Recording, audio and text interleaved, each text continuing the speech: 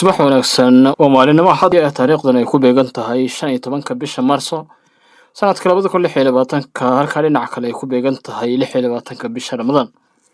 maxaa ka soo kordhayay dagaalada ka socda bariga dhexe? qodobadan idin soo gudbin doona waxaa ka mid ah dowladda Mareykanka oo saacado ka hor qaratay in 6 askari ugu dhinteen dalka Ciraaq. Iiraan oo saacado ka hor sawaariikh ku garaacday magaalada Ramla iyo dab xoogan oo ka kacay goobta la bartilmaameedsaday ee magaalada Ramla gudaha Israa'iil. Dowladda Iiraan oo subaxnimadan sheegtay inay jiraan weeraro iyo duqeymo si ku talagal ah oo fulinayaan Israa'iil iyo Mareykanka, kuwaas oo lagu weerarayo dalalka Khaliijka si la isaga horkeeno Iiraan iyo dalalka Carabta. Sacuudiga oo lagu weeraray diyaarado drones ah iyo boqortooyada oo sheegtay inay ka hortagtay.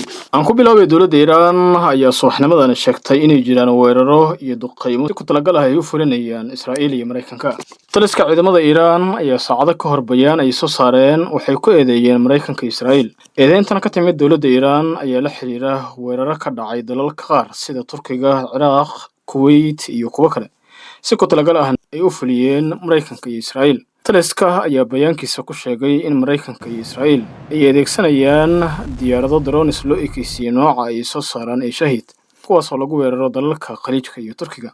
bayaankan oo laga sii daayay telefishinka qaranka ee Iiraan ayaa lagu sheegay in weeraro lagu qaaday dalalka Turkiga, Ciraaq iyo Kuwait ay ka dambeeyeen Mareykanka iyo Israa'iil iyagoo adeegsanaya diyaaradaha droneska loo ekeysiyay Shaheed, iyadoo ujeedku yahay in laga horkeeno dalalkaas ayaa lagu sheegay bayaanka taliska ciidamada Iiraan ka soo baxay. dhinaca kale dowladda Mareykanka ayaa markii ugu horeysay si rasmi ah u xaqiijisay geerida 6 askari oo ka mid ah ciidamadeeda, kuwaas oo jimcihii aynu ka soo gudubnay ku dhintay dalka Ciraaq kadib markii ay burburtay diyaaradooda. bayaan ay saacado ka hor soo saartay wasaaradda gaashaandhigga dowladda Mareykanka ayaa lagu sheegay inay jiraan dhimashada 6 askari oo ciidamada cirka Mareykanka, kuwaas oo ku geeriyooday shil iyo cilado ku timid diyaaradoodii oo ahayd nooca shidaalka siisa diyaaradaha kale ayaa lagu yiri bayaanka dowladda Mareykanka ka soo baxay. waxaa sidoo kale bayaanka lagu sheegay magacyada 6 askari ee ku dhintay gudaha dalkaasi Ciraaq, waxaana lagu sheegay magacyadooda Major John Kleiner oo 33 sano jir ah, Captain Ariana oo 30 sano jir ah,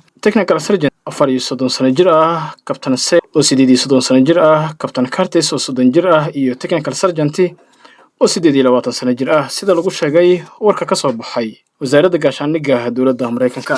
dhinaca kale Israa'iil ayaa saacadihii aynu ka soo gudubnay la kulantay weeraro ka yimid dhinaca Iiraan, sida ay ku warantay warbaahinta ciidamada Israa'iil. gantaaladan ayaa ku dhacay magaalada Ramla, balse waxay Israa'iil sheegtay inuusan jirin wax khasaare ah, laakiin uu sababay dab xoogan oo ka kacay goobta ay gantaalada Iiraan beegsadeen. ugu dambeyn dowladda Sacuudiga ayaa saacadihii aynu ka soo gudubnay la kulantay weeraro ka yimid dhinaca Iiraan. dowladda Sacuudiga oo faahfaahin ka bixisay weeraradan ayaa sheegtay inay qabteen 6 diyaaradood oo drones ah, kuwaas oo ka yimid dhinaca Iiraan. war ay soo saartay wasaaradda difaaca Sacuudiga ayaa lagu sheegay in laga hortagay weeraradaasi diyaaradaha droneska dhammaantoodna la soo riday, sida ay ku warantay wasaaradda difaaca boqortooyada dowladda Sacuudiga.